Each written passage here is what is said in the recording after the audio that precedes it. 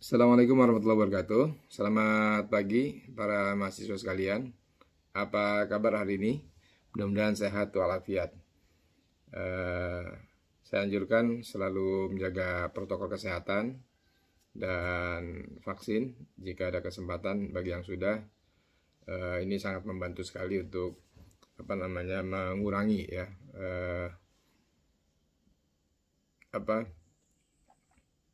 mewabahnya virus corona ini. Ya, selamat sehat dan selamat bertemu kembali di perkuliahan kita pada pagi hari ini. Gimana presentasi yang kemarin dilakukan? Apakah sudah Anda review lagi jurnal-jurnal berkaitan dengan topik dan pembahasan Anda? Ya, mudah-mudahan Anda terus mendapatkan pengetahuan dengan mereview setiap jurnal dalam setiap kali pertemuan dan sekaligus juga dapat melakukan presentasi secara baik. Oke, pada pertemuan hari ini saya akan memberikan pengantar saja sebelum nanti Anda mempraktekkan lebih banyak dari yang Anda kuasai, khususnya materi jurnal Anda. Yang pertama, kita mempraktekkan teknik presentasi yang baik dan menarik menggunakan teori Muhammad Nur pada Success Before 30 Tim. Yang pertama, sebetulnya ini sudah pernah kita bahas ya pada pertemuan-pertemuan sebelumnya. Hanya ini mengulang dan menguatkan untuk Anda melakukan praktek. Yaitu kata kunci pertama dalam teknik Muhammad Nur itu adalah 3 teknik ya. Yaitu sampaikan tujuan. Jadi seperti yang saya pernah sampaikan sebelumnya, Anda menyampaikan terlebih dahulu ya tujuan presentasi Anda. Misalnya saya contohkan lagi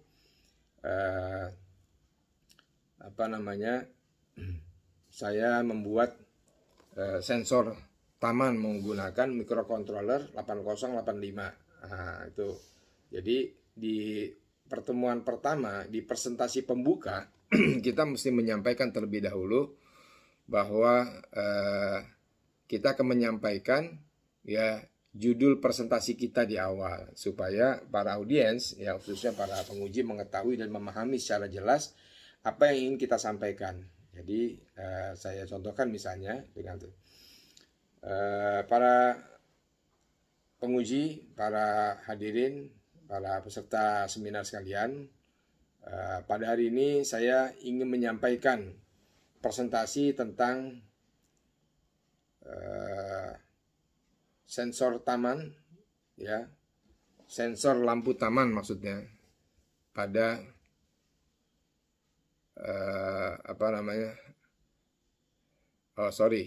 ini ada kesalahan teknis, ya, ada gangguan sedikit di depan.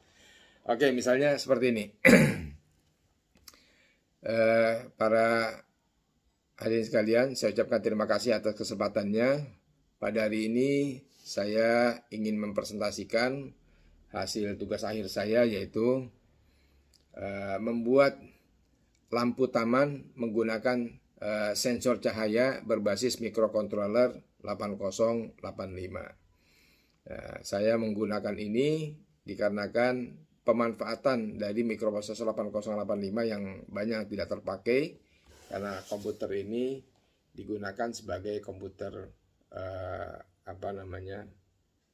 lama ya, komputer XT istilahnya, atau bahkan lebih dari itu. Jadi karena banyaknya mikroprosesor yang tidak digunakan, maka saya memanfaatkan ini sebagai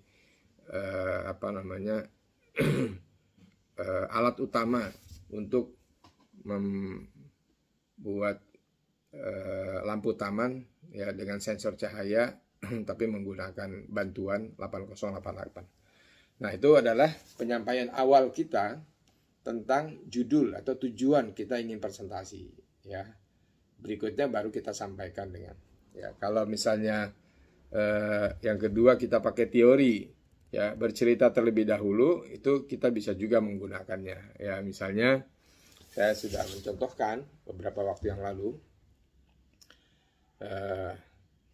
misalnya pada Puskesmas Pasundan yang kemarin saya contohkan ya, dari salah satu teman Anda yang mengambil riset atau mengambil pengembangan penelitian di Puskesmas Pasundan.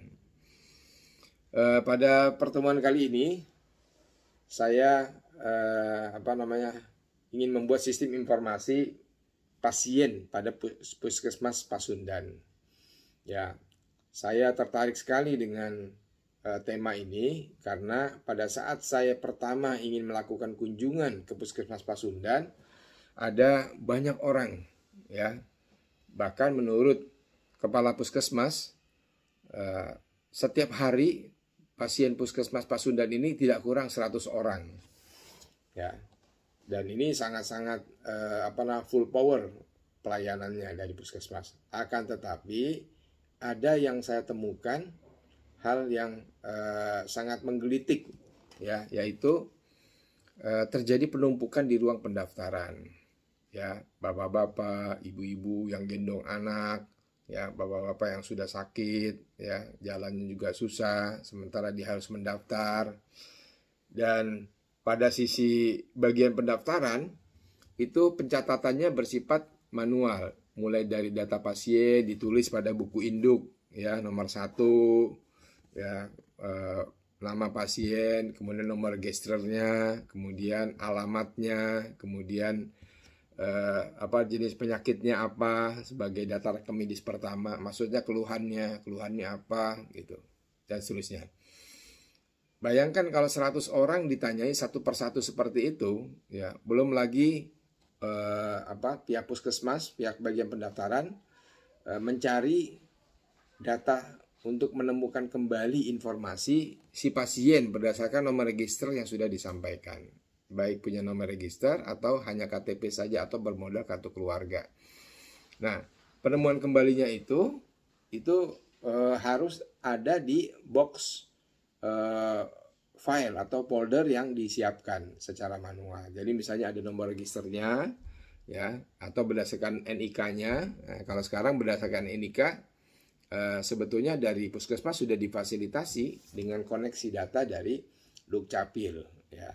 Tapi sebelumnya itu terjadi nomor registernya diambilkan datanya, kemudian menemukan kembali data rekam medisnya, karena kartu itu sekaligus berisi rekam medis yang pernah terjadi, keluhannya apa, dia sakitnya apa, di situ tertulis. Nah, inilah yang menyebabkan terjadinya penumpukan, bukan cuma penumpukan orang, tapi juga penumpukan data, sementara petugas puskesmasnya bagian pendaftaran ini mungkin hanya 1 atau 2. Kebetulan yang saya temui pada satu adalah 1 orang, sehingga terasa memberatkan. Nah, ini yang menjadi salah satu dari masalah-masalah yang terjadi dalam layanan. Jadi yang pertama kecepatan layanan, yang kedua kecepatan temu kembali data, yang ketiga respon terhadap penemuan data dan juga mendeliver ke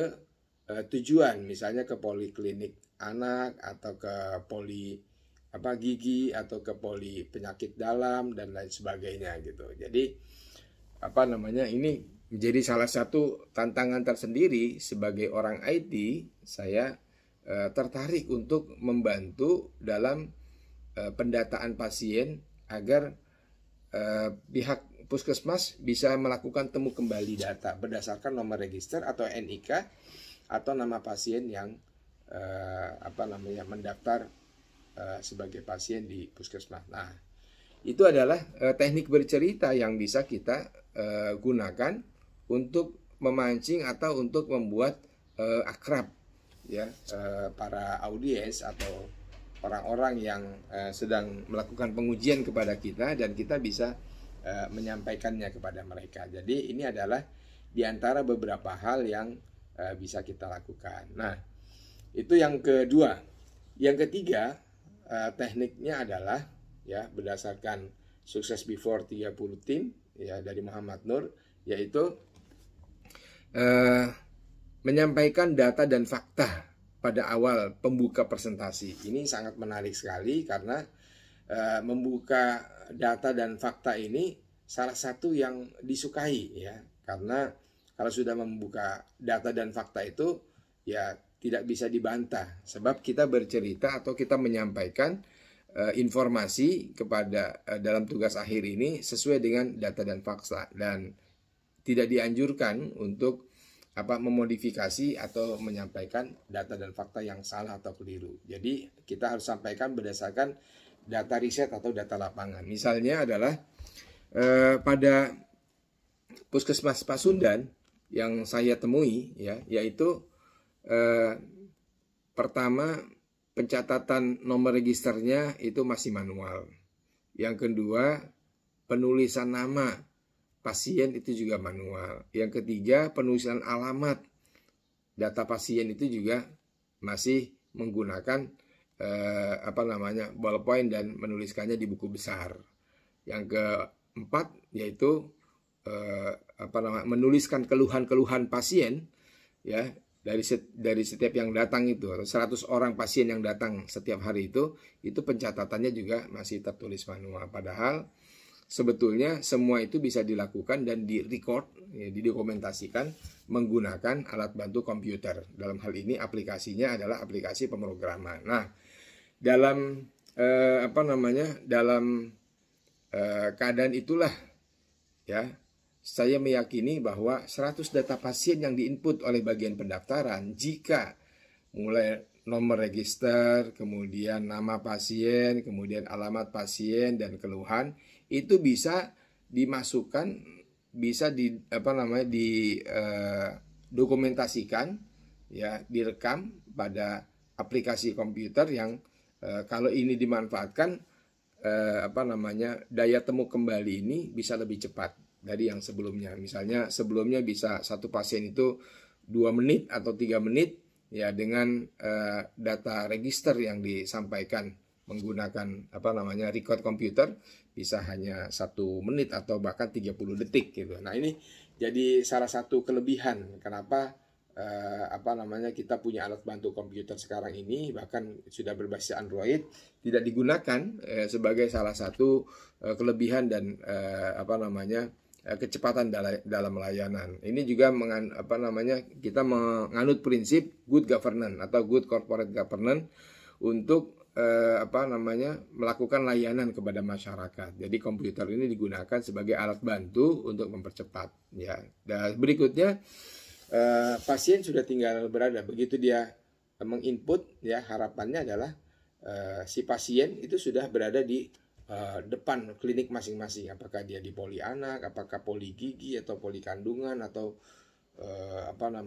poli penyakit dalam. Itu yang ingin kita wujudkan dari masalah dalam registrasi pendaftaran dan juga penemuan data kembali. Nah, itulah diantara data yang kita ungkap untuk menjelaskan kepada audiens, dalam hal ini para penguji sekalipun, ketika kita menyampaikan data secara verbal, ya, tidak hanya menyampaikan ini akan berpengaruh kepada berkas, ya, dan ini adalah berkas-berkas yang tidak diperlukan, padahal kita tidak menyebutkan secara detail atau rinci berkas apa yang dimaksud, apakah nama pasiennya, apakah nomor registernya, apakah alamatnya, apakah keluhannya dan sebagainya. Jangan tidak mengungkap data secara detail, ya. Hanya berkas-berkas saja, tapi kita tidak bisa menyebutkan berkas apa yang dimaksud, apakah data pasien, nama pasien, nomor pasien, alamatnya dan lain sebagainya, ya, termasuk jenis obat yang pernah diberikan. Jadi ini adalah diantara bentuk-bentuk presentasi yang diyakini bisa mempengaruhi audiens ketika kita mengungkapkan secara verbal bahwa terjadi masalah-masalah dalam sistem pendataan yang sebelumnya manual, tulis menggunakan ballpoint dan buku besar. Berikutnya kita hanya tinggal menuliskan atau mencatatkan nomor registernya, nanti by name, bisa juga by tanggal lahir, nanti muncul, ya, data-data dan informasi yang dibutuhkan.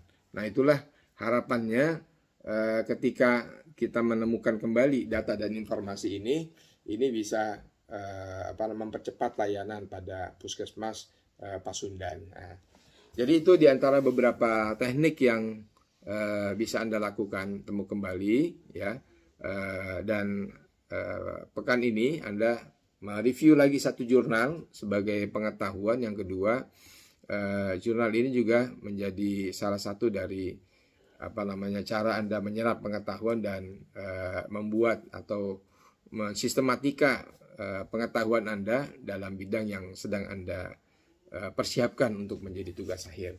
Demikian saya kira beberapa pengantar tentang kuliah dari seminar IT ini. Mudah-mudahan 3 teknik presentasi yang pembuka, 3 teknik membuka yang Anda lakukan dalam presentasi ini bisa menarik dan kemudian Anda menjadi lancar. Ya, jangan lupa Anda terus menambah wawasan dan mempraktekkan yang terpenting ya. Ya, bukan cuma menambah wawasan tapi mempraktekkan terus menerus baik di depan cermin maupun di depan kamera, supaya Anda juga bisa berbagi manfaat tentang teori-teori dalam presentasi dan teori-teori dalam mendeliver pengetahuan kepada orang lain.